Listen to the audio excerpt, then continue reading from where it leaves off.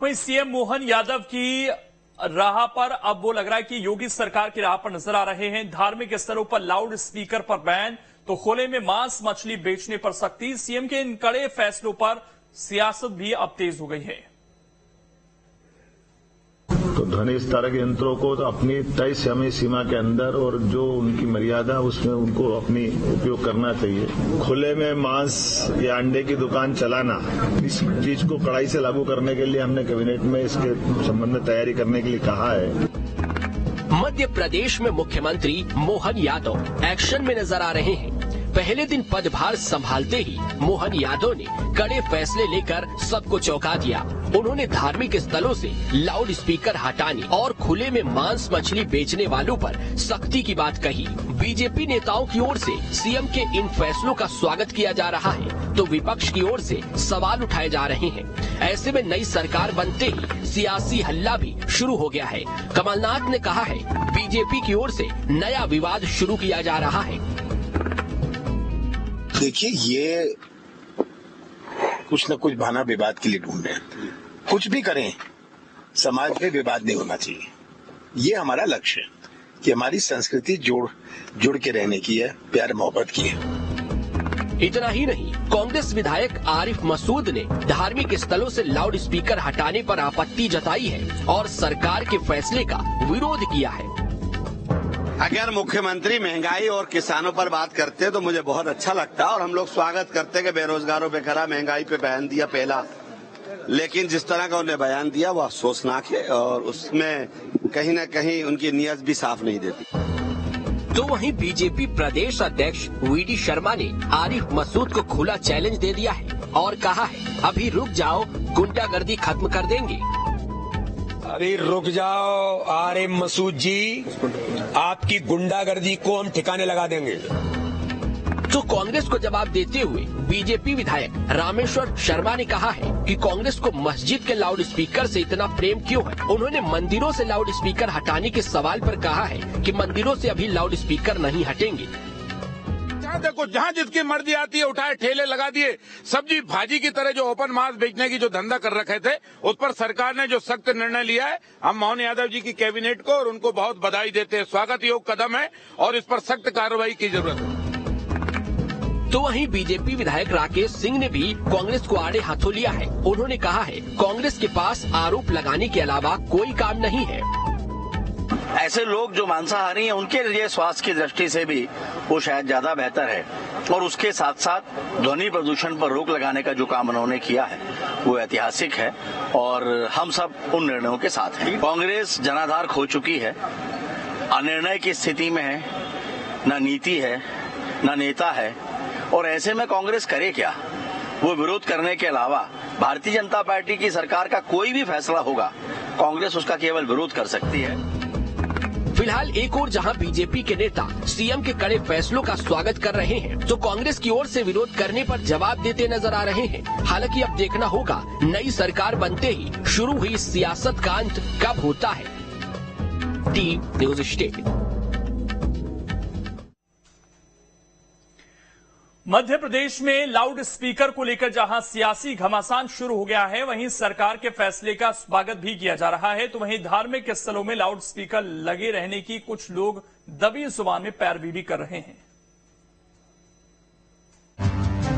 मध्य प्रदेश में सरकार के गठन के साथ ही सीएम मोहन यादव ने पहला बड़ा फैसला सुनाया है। खुले में मांस मछली बेचने पर रोक और बिना लाइसेंस लाउड स्पीकरों को चलाने पर कार्रवाई के आदेश दिए गए हैं, जिस पर प्रदेश की सियासत गर्मा गई है। सीएम के आदेश पर प्रदेश के कई इलाकों में एक्शन भी शुरू हो गया है। तो वहीं सरकार के फैसले का लोग समर्थन भी कर रहे हैं। सरकार के इस फैसले का प्रदेश के डॉक्टर्स समर्थन कर रहे हैं। डॉक्टर्स का कहना है कि तेज आवाज का असर बहुत हद तक वैसा ही है जैसा सिगरेट का।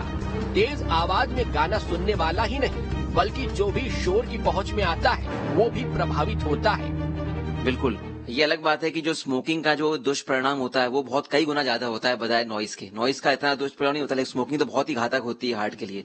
लेकिन नॉइज भी एक एक तरीके से वो भी हार्ट की पेशेंट्स के लिए घातक है और नॉर्मल आदमी के लिए भी लगातार आप लाउड म्यूजिक भी सुनेंगे, नींद पूरी नहीं हो पाएगी म्यूजिक कारण, तो वो भी आपके लिए एक हेल्थ के लिए बुरा प्रभाव पड़ता है उसपे। और दूसरा एक लाउड डेसिबल से आपका जो ईयर ड्रम्स होते हैं, कान के पर्दे होते हैं, अगर 90 या 100 डेसिबल ज्यादा अचानक साउंड हो जाता है तो 90 कान के पर्दे पड़ना, जो ईयर ड्रम्स बोलते हैं, तो वो भी उसमें परफेक्ट हो सकता है। वो मनोचिकित्सक भी सरकार के फैसले को जायज ठहरा रहे हैं। मनोचिकित्सकों का कहना है कि तेज आवाज की वजह से साइकोफिजियोलॉजिकल असर पड़ता है।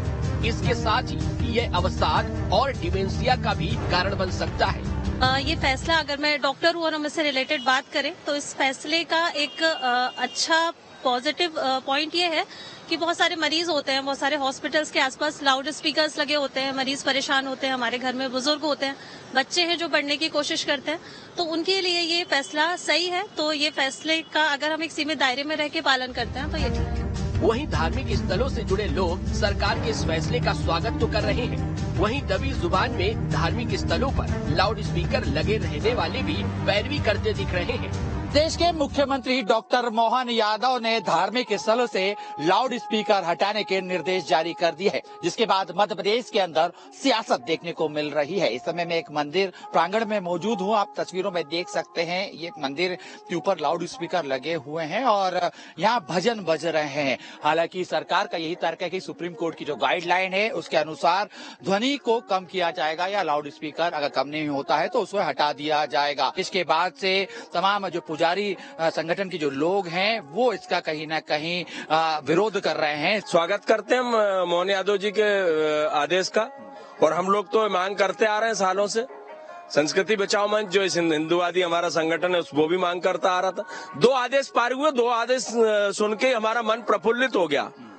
देखिए, आप अतुल जी भजन सुन रहे हैं, आपको मन में ऐसा लग रहा होगा कि इसे मैं दोहराऊं, ये लिमिटेड है।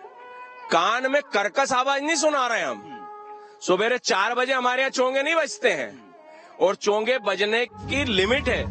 धार्मिक स्थल से जुड़े लोगों का कहना है कि उन्हें बैन से कोई आपत्ति नहीं है, लेकिन सरकार को एक हद में लाउड स्पीकर बजाने की अनुमति देनी चाहिए। जो भी फैसला है कोर्ट का, सुप्रीम कोर्ट का जो फैसला है, उसी के अनुसार हम मस्जिद के अंदर बात मानते हैं और उसी तरीके से हम उसी नेम के अनुसार हम अपना काम करते हैं, सरकार से अलग नहीं है। और जो सुप्रीम कोर्ट का फैसला आएगा उस पे हम अमल करेंगे, उसी पे चलना है, उसी के अनुसार जो है अजान नमाज करना है। सरकार ने ये फैसला सुप्रीम कोर्ट के आदेश के तहत दिया है, इसीलिए लोग सरकार के फैसले पर सवाल उठाने से बच रहे हैं। लेकिन देखना होगा सरकार के इस आदेश पर कितना और किस तरह से अमल किया जाता है।